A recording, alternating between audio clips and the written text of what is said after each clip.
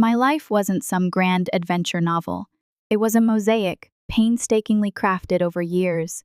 Each shard represented a moment, a memory, a love, fitted perfectly to create a whole that was mine. I had Ethan, my husband, a man I worshipped like a god, or so I desperately believed. I had my two sons, Owen, who came into my life with Ethan, and Caleb, the boy whose laughter painted sunshine all over our walls. And then there was Serafina, my best friend, my sister in all but blood, the one who held my hand through every storm, or so I imagined. Ethan, God, Ethan. Everyone loved Ethan.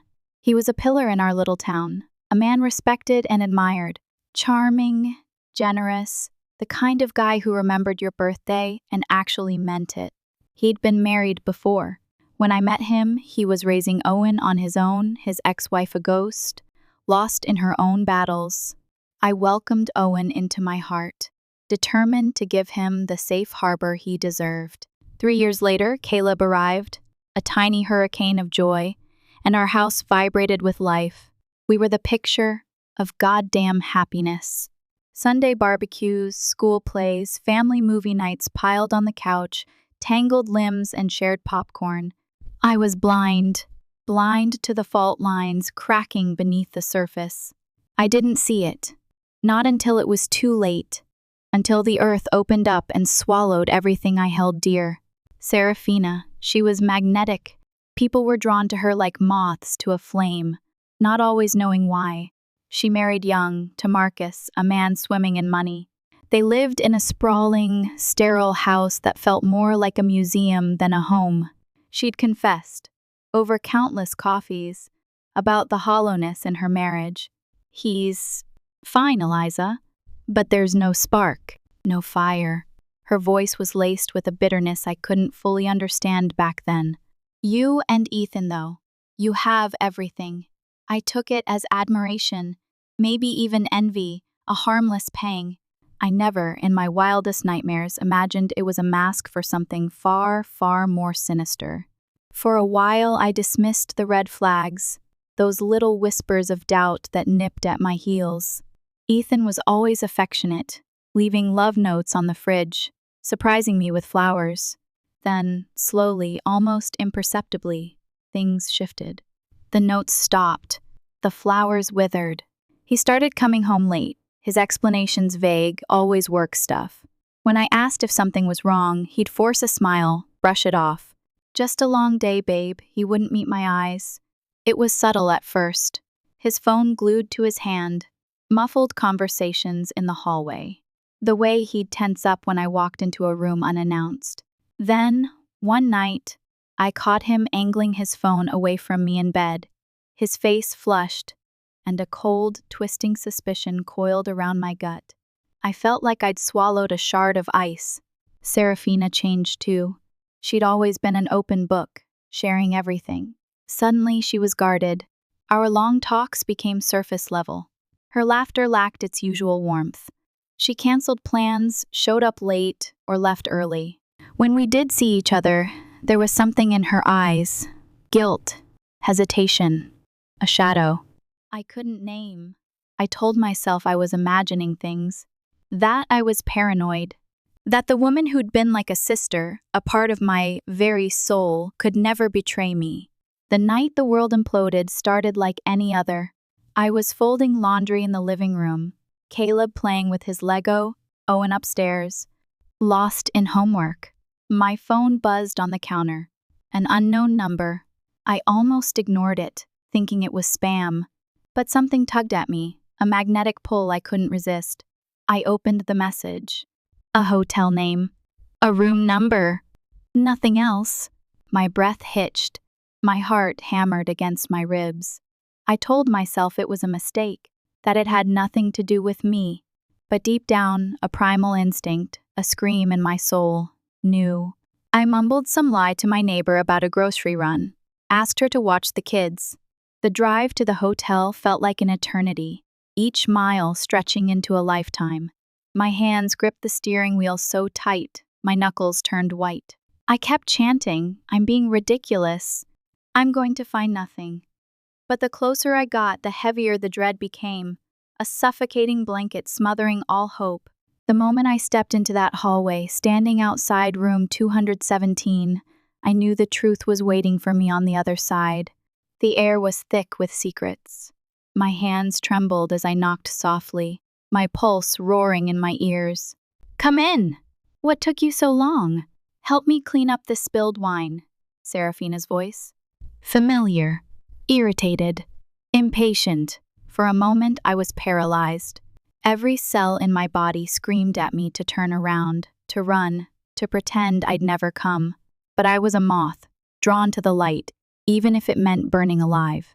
I forced myself to push open the door, slipping inside. The room was dimly lit, reeking of expensive perfume and cheap sex. Serafina was sprawled on the bed, wearing nothing but a silk robe hanging precariously open.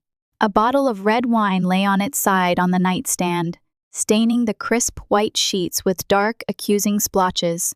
I bent down, pretending to clean, my heart pounding so hard I thought she might hear it. She hadn't even looked at me yet. "You know, Marcus is the only one who can satisfy me," she murmured, stretching lazily. "God, I've always been jealous of Eliza, living such a perfect little life, playing house while She trailed off, turning her head slightly, and then her body went rigid. I had dropped the cloth. I was standing there, exposed, my disguise forgotten, Serafina's face drained of color. "Eliza," she whispered, the word a strangled gasp. And then Ethan stepped out from the balcony. His phone was in his hand, a stupid, glowing rectangle that suddenly held all the answers. But the second he saw me, he froze. His face, which had just been so open, so alive as he looked at Serafina, turned to utter, soul-deep panic. For a second, the room was silent. The air crackled with unspeakable truths. Then, without thinking, I turned and bolted. "That's the foundation. Tell me what you think, and we can move on to the next section. I want to make sure this is the tone and intensity you're looking for." I barely made it to the hotel parking lot before my stomach lurched. I doubled over, retching into the bushes, the taste of bile and betrayal thick in my throat. I wiped my mouth with the back of my hand, my body shaking uncontrollably. It felt like the world had been ripped open, leaving me dangling over an endless abyss. How long had this been going on? How many times had they laughed behind my back? I drove home in a daze, my mind a broken record, replaying every moment I had ignored, every lie I had believed. The way Serafina had stopped meeting my eyes when I spoke about Ethan, the way Ethan had started declining date nights saying he was too tired, the forced smiles at dinners, the stolen glances I had dismissed as nothing, the late-night texts I had convinced myself were innocent. I had been a fool, a blind, trusting fool. When I walked through the door, Caleb ran up to me, wrapping his little arms around my legs. "Mommy, look. Owen taught me how to draw a dinosaur." His face was beaming, radiating pure, unadulterated innocence. My heart shattered all over again, splintering into a million pieces. This wasn't just about me anymore. It was about them. I knew what I had to do. That night, I sat in the darkness of our bedroom, a silent sentinel, waiting for Ethan to come home. Every shadow seemed to whisper accusations. Every creak of the house sounded like a mocking laugh. When he finally did arrive, his expression was wary. He had seen my car in the driveway. He knew. "Is everything all right?" he asked, feigning concern, but his voice lacked its usual confidence. He wouldn't look me in the eye. I met his gaze, my own unflinching, a cold fire burning in my chest. "I know." The words hung between us, heavy and final, pregnant with unspoken accusations. Ethan exhaled, rubbing a hand down his face. He still said nothing. What could he possibly say? He stood frozen, the weight of my words crashing into him like a tidal wave. For a fleeting second, I saw something flicker across his face. Panic, guilt, maybe even regret. But it disappeared as quickly as it came. He opened his mouth, closed it again, then let out a heavy breath. "Eliza, The first, I cut him off, a sharp, brutal slice to the heart. I didn't want to hear his excuses, his pathetic justifications. I had spent years believing in the man standing in front of me, trusting him, loving him, building a life with him. I had let him into every part of my soul, given him my heart, my time, my everything, and he had thrown it all away. "You don't get to explain," I said, my voice eerily calm, too controlled, like a bomb about to explode. I saw everything. He ran a hand through his hair, his jaw tightening. "Eliza, please, it wasn't." He hesitated, searching for the right lies, then tried again. "It didn't mean anything, Eliza. It just happened." I let out a sharp, humorless laugh that echoed in the silent room. "It just happened? You're telling me you tripped and fell into bed with my best friend?" His face twisted with frustration. "You don't understand. Things between us have been different for a while." "Different how, Ethan?" I demanded, my nails digging into my palms, drawing blood.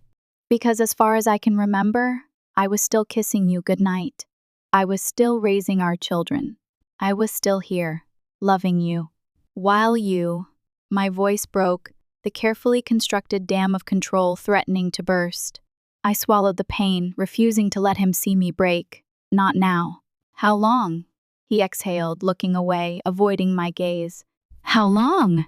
Silence stretched between us, thick and suffocating, a palpable entity in the room. When he finally spoke, his voice was barely above a whisper, a confession wrung from the depths of his soul. "Over a year." I staggered back as if he had physically struck me, my hand flying to my mouth to stifle a scream. "A year!" A whole goddamn year of lies, of betrayal, of looking me in the eyes while he was sleeping with her. A year of making love to me, of holding me, of pretending. The room felt too small, too suffocating. I needed to get out, to breathe, before I shattered completely. "You need to leave," I said, my voice shaking, barely a whisper. Ethan's head snapped up, his eyes pleading. "Eliza, please. We have to talk about this. For the kids." I flinched, my stomach twisting with fury. "Don't you dare. Don't you dare use them as an excuse," I spat, the words laced with venom. "You lost the right to stand here and talk about family the second you decided to betray it." For the first time, I saw something crumble in his expression, the carefully constructed facade of the perfect husband finally cracking. But I didn't care. I didn't want to care. I turned my back to him, walking out of the bedroom before I completely broke down. I made my way to the living room, wrapping my arms around myself, as if that could hold me together, as if I could piece myself back together with sheer force of will. I heard the front door close minutes later. He was gone. That should have given me some relief, some sense of victory, but it didn't. The damage was done. The bomb had exploded, and I was left standing in the ruins. Sleep never came that night. My mind refused to shut off, replaying every memory I had with Ethan and Serafina, dissecting every interaction, every moment I had once dismissed as nothing. The way Serafina had stopped meeting my eyes when I spoke about Ethan, the way Ethan had started declining date nights, saying he was too tired, the tension at dinners, the stolen glances, the text messages I had convinced myself were innocent. I had been such a fool. Okay, what do you think? This section really focuses on the immediate aftermath and Eliza's raw emotional state. I've tried to make Ethan a little more pathetic and desperate to highlight the impact of his actions. Let me know if you'd like me to adjust anything before moving on. The next morning, I was barely functioning, a hollow shell moving through the motions. I went through the motions, getting the kids ready for school, packing their lunches, forcing a smile when Owen asked if Dad was coming home early tonight. My heart clenched, a fist squeezing the air from my lungs, but I just kissed his forehead and told him to have a good day, praying he wouldn't see the lie in my eyes. By noon, my phone wouldn't stop buzzing. At first, I ignored it, assuming it was Ethan, desperate, trying to reach me. But then I saw the notifications, texts, missed calls, voicemails from numbers I didn't recognize. Confused, a sense of dread building in my chest, I opened my social media app and nearly dropped my phone. It was everywhere. A video of Ethan and Serafina in that goddamn hotel room. It was grainy, shaky, obviously taken in secret, but unmistakable. The raw intimacy, the way Ethan touched her, his hand possessive on her skin, the way Serafina laughed against his shoulder, a sound I'd once thought was a symphony of joy. It was undeniable. And it was public. I scrolled through the comments, my stomach churning, bile rising in my throat.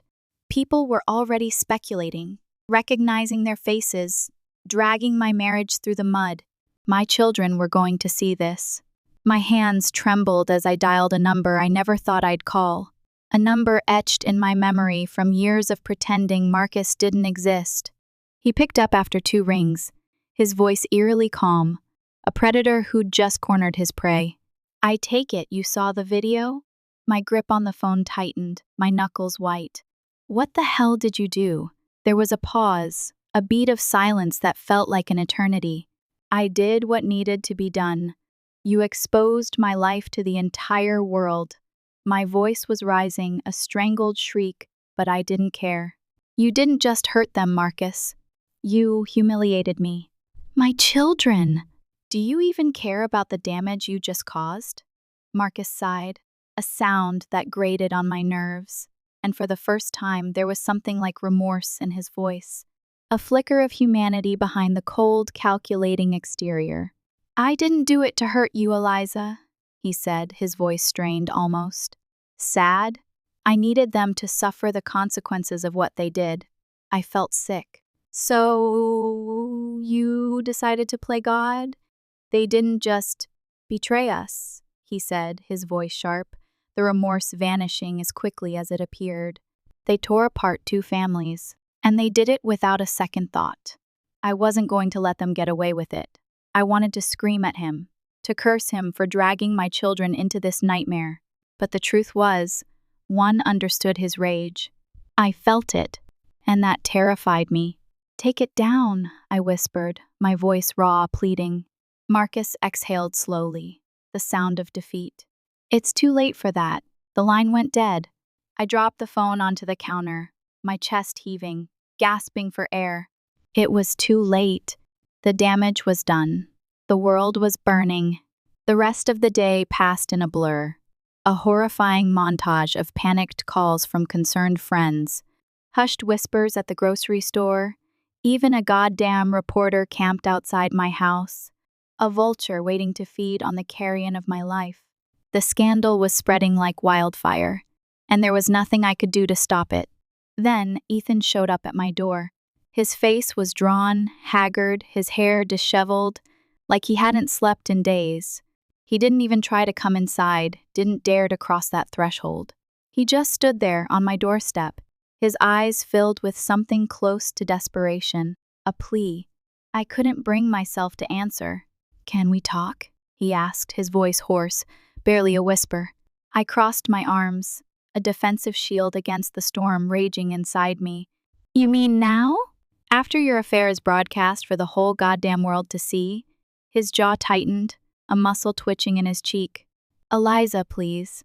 I should have slammed the door in his face, banished him from my sight forever. But I didn't. Instead, I stepped aside, a grim invitation, because as much as I hated him, as much as I wanted to erase every memory of what we had, there was still one truth I couldn't ignore. We had children, and somehow, against all odds, we had to figure out how to move forward. Ethan stepped inside cautiously, like he knew he was walking into a minefield. One wrong step would trigger an explosion. He looked around our home, the home we had built together, the home where our children laughed, the home that had once been filled with love. Now, it was a crime scene, every memory, every detail tainted by his betrayal. He turned to face me, his hands shoved into his pockets, his eyes dark with exhaustion. I could see the weight of the scandal pressing down on him. the shame and humiliation eating him alive. But I refused to feel sorry for him. He did this. He chose this. I folded my arms, leaning against the kitchen counter, keeping the space between us as wide as possible, a vast chasm of broken promises and shattered dreams. Say what you need to say. My voice was steadier than I felt, a fragile facade of control. Ethan sighed, rubbing the back of his neck, avoiding my gaze. Eliza, the first. I never wanted it to come to this. I never meant to hurt you. I scoffed, shaking my head, a bitter laugh escaping my lips. That's the thing, Ethan. You didn't just hurt me. You tore apart our entire family. You destroyed everything. And for what? For her? His eyes flinched at the venom in my voice. But I didn't care. I wanted him to feel the full force of my pain. Was it worth it? I demanded, my voice rising, shaking with suppressed rage. Was sneaking around, lying, covering your tracks for over a year worth it? He swallowed hard, his Adam's apple bobbing nervously. No, he admitted, his voice hoarse, barely audible. It wasn't. That should have made me feel something, some pathetic, hollow victory. But it didn't. The damage was done, and an empty confession wasn't going to change anything. You should go, I said, my fingers gripping the counter behind me, grounding myself, trying to stop myself from falling apart. Ethan exhaled slowly, like he had expected that answer but wasn't ready to accept it. A condemned man hearing the death knell. Eliza, we need to talk about the kids. My heart clenched, a physical ache in my chest, but I refused to let him see it. I wouldn't give him that satisfaction. You think I don't know that? I said, my voice quieter now, but no less sharp. Do you have any idea how hard I've been trying to shield them from this? From your mess? His expression darkened with guilt, the weight of his actions finally sinking in. I want to fix this. I laughed, a short, bitter sound that echoed in the sterile kitchen. You can't. I can try, he insisted, his voice desperate. I don't want to lose them. I stared at him, my emotions a tangled mess of rage and devastation. You should have thought about that before you betrayed their mother. For a moment, neither of us spoke. We just stood there, locked in a silent battle, the weight of everything thick between us. Then, finally, Ethan nodded, accepting the reality of what he had done, the immensity of his loss. He turned toward the door, pausing with his hand on the knob, his back to me. I'll call you later to talk about custody. His voice was tight, controlled, but I heard the cracks beneath it, the barely suppressed grief. I didn't answer. I just watched him walk out, watched him disappear from my life. And this time, I knew it was for good. The silence that followed was unbearable, a heavy blanket smothering the air. I sank onto the couch, pressing my hands against my face, forcing myself to breathe, willing myself not to shatter completely. I had spent years loving that man, trusting him, fighting for him, and now I was alone. How's this so far? Let me know if we need to adjust the pace or intensify any specific emotions. We're building towards the aftermath and the difficult conversations with the children. The next morning, reality slammed into me with the force of a freight train. The world hadn't stopped spinning. The sun still rose. Birds still sang their oblivious melodies. Jason and Caleb still needed breakfast. Lunches still needed to be packed. Homework still needed to be checked. Life didn't pause for heartbreak. But everyone knew. The whispers at school drop-off were like daggers, piercing my skin with every word. The lingering looks from the other parents, a mixture of pity and morbid curiosity, were suffocating. The way my phone buzzed with messages I had no interest in reading, each notification a reminder of the catastrophe that had engulfed my life. It was suffocating. I felt like I was trapped in a glass cage, everyone watching, judging, dissecting my pain. I didn't even realize I was holding my breath until I saw Marcus standing near his car, watching me, his face unreadable. Our eyes met, and for a moment, neither of us moved. There was no satisfaction in his face, No smugness for the chaos he had unleashed.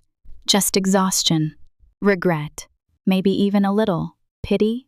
He had destroyed their lives, ostensibly for revenge, but I imagine his satisfaction only lasted a brief moment. I walked straight to him, my hands shaking at my sides, my voice barely above a whisper. "You got what you wanted," he sighed, crossing his arms, his gaze flickering towards the school entrance. "No, Eliza, I really didn't." I glared at him, anger bubbling beneath my skin, threatening to boil over. "You destroyed everything. You didn't just expose them. You exposed me. My children! Now we're all drowning in this disaster you created." Marcus didn't flinch, but something in his eyes flickered, a hint of vulnerability. "I never wanted to hurt your kids," he said quietly, his voice surprisingly sincere. "I thought you deserved to know the truth." I exhaled sharply, a bitter puff of air.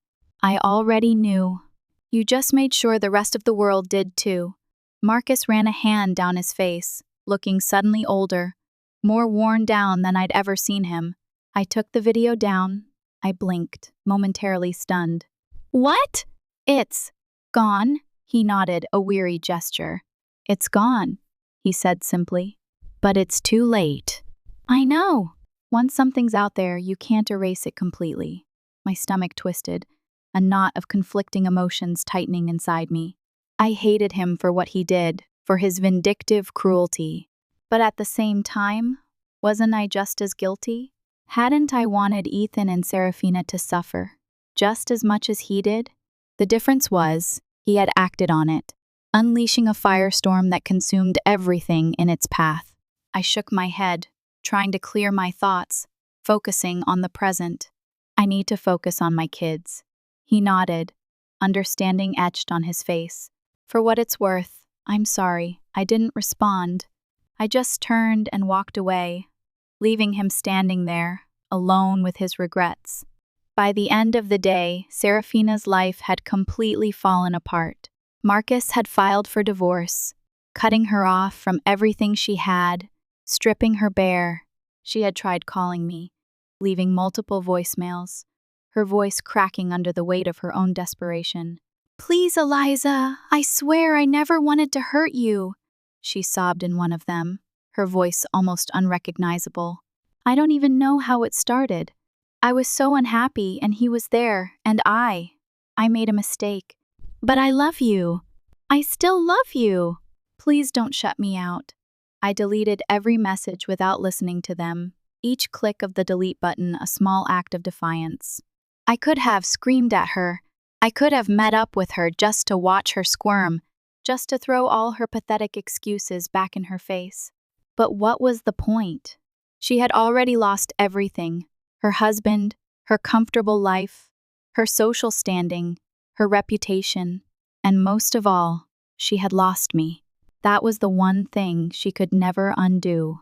Adam was a different story. He still had his job, his house, his ability to see the boys. He had a support system in his family, and that was something I would never have in town. The calls he had made were all about the kids, and not about us. The hardest part wasn't letting go of Ethan, or banishing Serafina from my life. It was explaining things to Jason.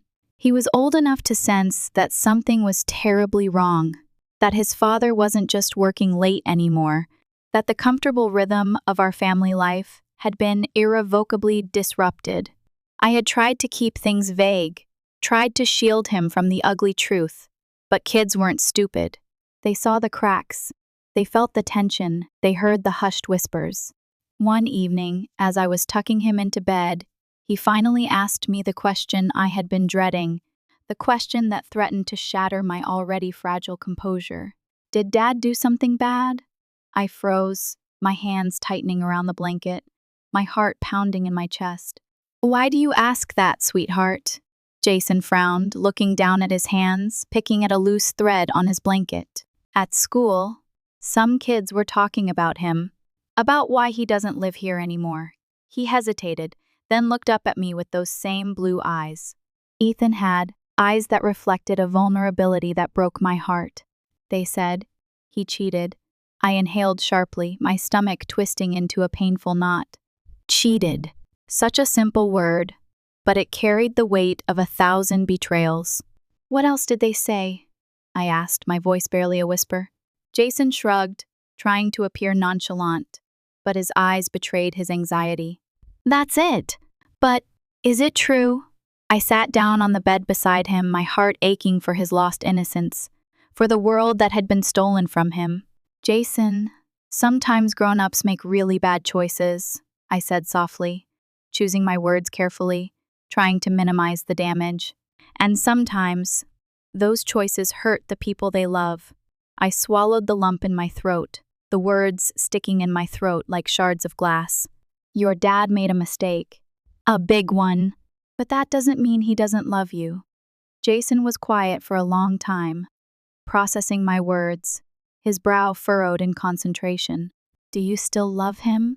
The question hit me like a physical blow, stealing my breath, leaving me gasping for air.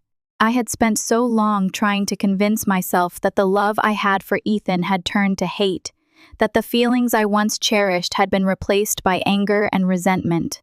But the truth was, love didn't just disappear overnight. It eroded, crumbled, turned into something unrecognizable. But it still existed, buried deep beneath the layers of pain. I thought of the way he used to look at me, the way he used to make me laugh, the memories we had shared. And I knew, with a painful clarity, that some part of me would always love the man I thought he was, the man who no longer existed. But did I still feel something when I saw him? Did I still grieve the loss of the future we had planned together? Yes, I admitted softly, my voice filled with a mixture of sadness and resignation. I did for a long time, but sometimes, love isn't enough. Jason nodded slowly, his little face far too serious for a 10-year-old, like he had already accepted something I was still struggling to comprehend. Okay. He didn't ask anything else.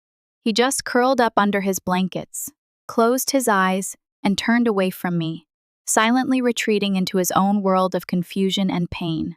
I sat there for a long time watching him sleep, feeling the weight of everything pressing down on me, the immense responsibility of protecting my children from the fallout of my shattered life. I had lost my husband. I had lost my best friend. My life had been irrevocably changed in the span of a few days. But as I held my son, I knew one thing for sure. I wasn't going to let this destroy me. I wasn't going to let my children become casualties of Ethan's betrayal. I had to find a way to pick up the pieces, to rebuild, to create a new normal, even if it was a normal I never wanted. How is the emotional impact here? I've tried to focus on the devastating effect on the children and Eliza's struggle to protect them. Let me know if you'd like any adjustments before we proceed. The days stretched into weeks, then months. The initial firestorm of the scandal eventually subsided, fading into background noise. The whispers at school drop-offs quieted. The pitying looks from neighbors lessened. People moved on, because that's what they did. They had their own lives, their own dramas, their own messes to deal with. But for me, the damage lingered. I had to keep navigating co-parenting with Ethan, which was its own kind of torture. Every time he picked up the boys, I had to see him, had to hear his voice, had to act civil when all I wanted to do was scream at him for what he had done to our family. Every interaction was a reminder of what had been lost, a ghost of the future that would never be. But there were small victories too. I started going back to work, throwing myself into projects that reminded me I was more than just a betrayed wife, more than just a mother struggling to hold her family together. I was a talented architect, a creative force, a woman with her own ambitions and dreams. I had let those things fade into the background during my marriage, prioritizing Ethan's career and the needs of our family. Now, it was time to reclaim my own identity. I reconnected with old friends, people I had unintentionally distanced myself from during my marriage, relationships that had withered from neglect. I discovered that they were a lifeline, a source of support and laughter that I desperately needed. They reminded me that I was loved, that I was valued, that I wasn't alone. I even let myself go on a few dates. Not because I was ready for a serious relationship, not because I was looking for a replacement for Ethan, but because I needed to prove to myself that I could. That I was still desirable, still capable of connection, still worthy of love. None of them led to anything serious. Most of them were disastrous, awkward evenings that ended with a polite handshake and a silent vow never to repeat the experience. But that wasn't the point. The point was that I was still here, still capable of smiling, of laughing, of feeling wanted. Lena's life, on the other hand, had completely unraveled. After Marcus left her with nothing, she tried to rebuild, to find a way to pick up the pieces and move on. But her reputation was in ruins. No one wanted to associate with the woman who had cheated with her best friend's husband, especially not when the scandal had been so public, so widely publicized. She had become a pariah, a cautionary tale whispered in hushed tones. The last I heard, she had moved again, this time to a different city hundreds of miles away, probably hoping to start over in a place where people didn't know her name, where she could escape the judgment and condemnation that followed her like a shadow. I should have felt satisfaction in that, a sense of justice served. But mostly, I just felt nothing. Emptiness. A hollow ache where my friendship with her used to be. Ethan was a different story. He still had his job, his house, his ability to see the boys. He still had a support system in his family, who rallied around him, offering their love and understanding. But I could tell that the weight of what he had done was finally crushing him, slowly, inexorably. He looked thinner, more worn out. The cocky confidence he had always carried himself with replaced by a haunted weariness. He had lost something essential, something that couldn't be replaced. He had lost my respect, my trust, my love, and he had to live with that every single day. One evening, when he came to pick up Jason and Caleb, he lingered at the door longer than usual, a hesitant, awkward presence in the doorway. "How are you?" he asked, his voice careful, almost shy. I raised an eyebrow, a skeptical look on my face. "Why do you care?" he sighed, rubbing the back of his neck, avoiding my gaze. "Because I do. I know I messed up, Eliza. I know I hurt you, but I still care." I crossed my arms, studying him, trying to decipher the emotions swirling in his eyes. "Are you asking because you want to make yourself feel better?" I challenged, my voice sharp. "Because if that's the case, save it. I'm not here to soothe your guilt." He looked away, exhaling heavily, a gesture of defeat. "No, Eliza. I don't know. I guess I just miss." His voice trailed off, like he wasn't sure he should finish the sentence, like he was afraid of the answer. I tilted my head, waiting, a silent invitation for him to finally speak the truth, to finally acknowledge the immensity of his loss. "Miss what, Ethan?" Ethan swallowed hard, his Adam's apple bobbing nervously, his eyes pleading. "You!" "Us. Everything." For a brief second, my heart clenched, a pang of something. Not desire, not longing, but a faint echo of what once was. Not because I wanted him back, God, no. But because I saw the realization dawning in his face, the slow, agonizing understanding of the gravity of his actions. He had lost me. He had lost the life we had built together. And now he had to live with that, every single day, knowing that he could never get it back. I nodded slowly, a small, almost imperceptible gesture. "Well, that's something you should have thought about before you threw it away." He looked like he wanted to say more, wanted to apologize, wanted to beg for forgiveness. But I didn't give him the chance. I called for the boys, helped them into his car, buckled their seatbelts, and then shut the door, cutting off any further conversation. I stood there for a moment, watching him drive away, his taillights disappearing into the night, and then I turned around and walked back into my house, feeling lighter. Not happy, not healed, not even close, but lighter. The weight on my chest had eased, just a fraction, as if a small piece of the burden had been lifted. The past was behind me, and I was finally ready to move forward. That's the progress so far. Eliza moving forward. Where do you want to go next? A new relationship? Dealing with the long-term fallout? Years passed. The raw edges of the pain began to soften, replaced by the dull ache of memory, the faint echo of what once was. The scars remained, a permanent map etched onto my soul, a constant reminder of the betrayal and heartbreak I had endured. But they were also a testament to my resilience, proof that I had survived, that I had emerged from the firestorm stronger and more determined than ever.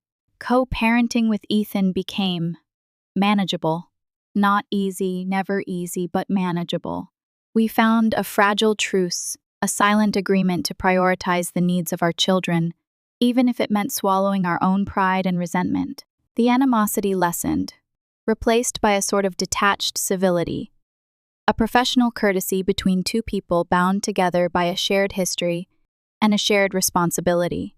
He never stopped feeling the guilt for what he had done. I could see it in his eyes, in the way he carried himself, in the quiet remorse that permeated every interaction. He never tried to excuse his behavior, never tried to minimize the damage he had caused. He simply carried the weight of his mistakes, a burden he would bear for the rest of his life. Sometimes, during those brief, fleeting moments when we were forced to interact, I would catch a glimpse of the man I had once loved, the man I thought I knew, the charming smile, the easy laughter, the genuine concern for my well-being, and for a brief, fleeting second, I would feel a pang of something.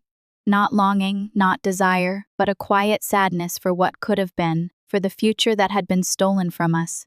But then, the memory of that hotel room would come crashing back. The image of Ethan and Serafina, their bodies entwined in a betrayal that had shattered my life.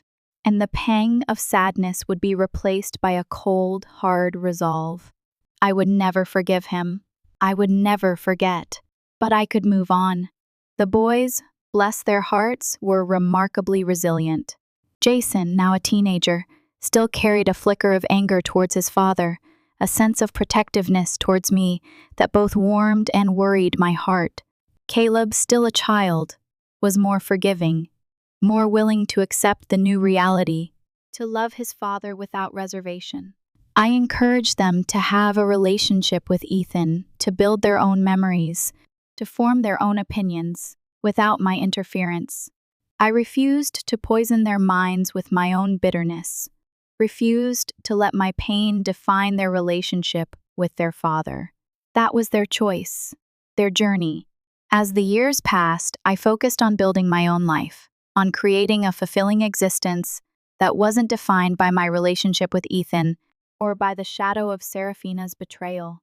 I threw myself into my work, designing beautiful spaces, creating homes for other families, finding a sense of purpose and satisfaction in my creativity. I traveled, exploring new cultures, immersing myself in new experiences, broadening my horizons. I learned to cook, to paint, to dance. I rediscovered passions I had long forgotten, talents I had allowed to atrophy.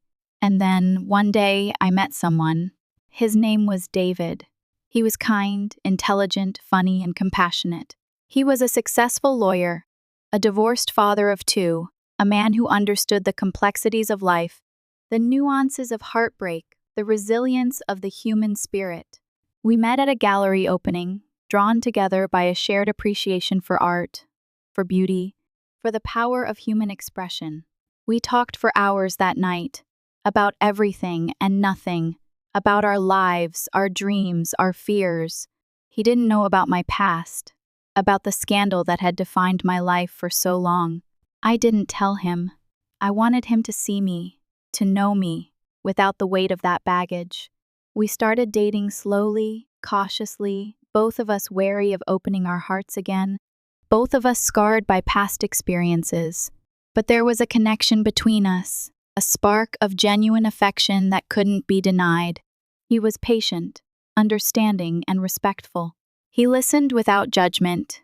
He offered support without pressure. He made me laugh. He made me feel safe.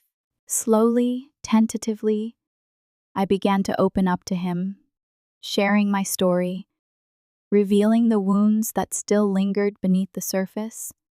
He listened without interrupting, without flinching, without offering platitudes or empty promises. He simply held my hand, his touch a silent reassurance, a promise of unwavering support.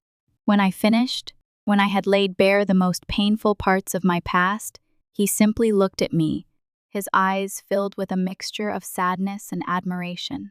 "You're an incredibly strong woman, Eliza," he said softly, his voice filled with genuine emotion. "And I'm honored that you trusted me enough to share that with me. And in that moment, I knew that I could love him, that I could trust him, that I could allow myself to be vulnerable again, to open my heart to the possibility of a new beginning." He asked me to marry him a year later, on a quiet beach at sunset, the waves crashing against the shore, the sky painted with vibrant colors. I said yes, without hesitation. My wedding to David was a small, intimate affair, surrounded by our closest friends and family. Ethan was there, of course, for the sake of the boys. He offered his congratulations, his voice sincere, his eyes filled with a quiet acceptance. Serafina was not. As I walked down the aisle, towards David, towards my new life, I felt a sense of peace I hadn't felt in years. The scars were still there, but they no longer defined me. They were simply a part of my story, a reminder of the pain I had overcome, the strength I had found within myself. I was ready for a new chapter. I was ready to love again. I was ready to embrace the future, with all its uncertainties and possibilities, with hope in my heart and love in my soul. The story is close to ending. Would you like to add a scene with Serafina? A conversation with Ethan now that you're remarried? Something more about your relationship with your sons? The options are endless. Life with David was different. It wasn't the fiery, passionate love I had shared with Ethan, the kind that consumed you whole, the kind that made you feel like you were the only two people in the world. It was a quieter, more grounded love, built on mutual respect, shared values, and a deep, abiding friendship. It was a love that felt safe, secure, and enduring. We built a beautiful life together, blending our families, creating a home filled with laughter, warmth, and acceptance. We navigated the challenges of raising teenagers, supported each other through professional setbacks, and celebrated each other's successes. I learned that love wasn't always about grand gestures and dramatic declarations. Sometimes it was about the small things: a shared cup of coffee in the morning, a comforting hug after a long day, a silent understanding that transcended words. Ethan, surprisingly, seemed to find a measure of peace in my happiness.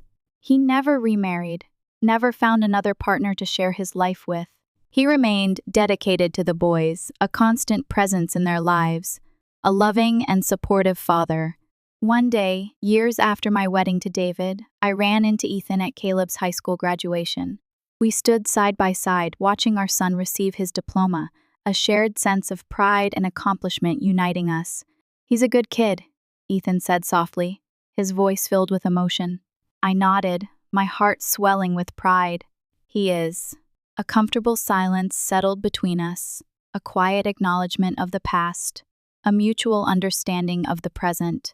The animosity had faded, replaced by a fragile sort of camaraderie, a recognition that we were forever linked by our children, by our shared history. Then, Ethan did something that surprised me. He turned to me, his eyes filled with a mixture of sadness and gratitude. "Thank you, Eliza," he said, his voice barely above a whisper, "for being such a good mother to our sons, for not letting my mistakes define their lives." I looked at him, really looked at him, for the first time in years. I saw the lines etched on his face, the weariness in his eyes, the quiet remorse that still lingered beneath the surface. And for a fleeting moment, I felt a flicker of something. Not forgiveness, not understanding, but a sense of closure. "They're good kids, Ethan," I said softly, my voice filled with a mixture of pride and love. They deserve the best, he nodded, his eyes glistening with unshed tears. They do. And then, we simply stood there, side by side, watching our son embark on a new chapter in his life. Two people forever bound together by a shared past and a shared love for their children. Serafina, I never saw her again. I never heard from her. She simply disappeared from my life, a ghost from a past I preferred to forget. Sometimes, I would wonder what had become of her, if she had found happiness, if she had found peace. But mostly, I didn't think about her. She was no longer a part of my story. My life wasn't perfect. It was messy, complicated, and filled with its share of challenges. But it was mine. I had built it, brick by brick, from the ashes of heartbreak and betrayal. I had learned to forgive, to let go, to embrace the future with hope and resilience. I had learned that love wasn't a fairy tale. It wasn't a guarantee of happiness. It wasn't a shield against pain. But it was worth fighting for. It was worth cherishing. It was worth believing in. As I stood on the porch of my home, watching the sunset paint the sky with vibrant colors, I felt a sense of peace wash over me. The past was behind me. The future stretched before me, filled with endless possibilities. I had survived. I had healed. I had loved again. And that was enough. More than enough. That concludes the story. Let me know if you'd like any other tweaks. If I could write a letter to myself, the Eliza who stood trembling outside that hotel room, the Eliza whose world was about to shatter, I would tell her this: hold on. Just hold on. I know it feels like the end, like everything you believe in is a lie, like the pain will never end. But it will. I promise you it will. It won't be easy. There will be days when you feel like you can't breathe, when the weight of the betrayal threatens to crush you. There will be nights when you lie awake, haunted by memories, consumed by anger and resentment. But you are stronger than you think. You are more resilient than you know. You have the power to overcome this, to rebuild your life, to find happiness again. Don't be afraid to ask for help. Lean on your friends, your family, your support system. Don't try to do it all alone. Don't be afraid to feel your feelings. Allow yourself to grieve, to rage, to cry. Don't try to suppress the pain because it will only fester and grow. But don't let the pain define you. Don't let it consume you. Don't let it steal your joy. Forgive yourself for trusting too much, for being too naive, for not seeing the red flags. You did the best you could with what you knew. And forgive them, not for their sake, but for yours. Holding on to anger and resentment will only poison your own soul. Let go of the past. It's over. You can't change it, but you can learn from it. You can use it to become a stronger, wiser, more compassionate person. Embrace the future. It's uncertain, yes, but it's also full of possibilities. Don't be afraid to take risks, to try new things, to open your heart to new experiences. Love again. It will be scary, I know, but it's worth it. Love is what makes life worth living. And most importantly, remember who you are. You are a strong, intelligent, capable woman. You are a loving mother. You are a loyal friend.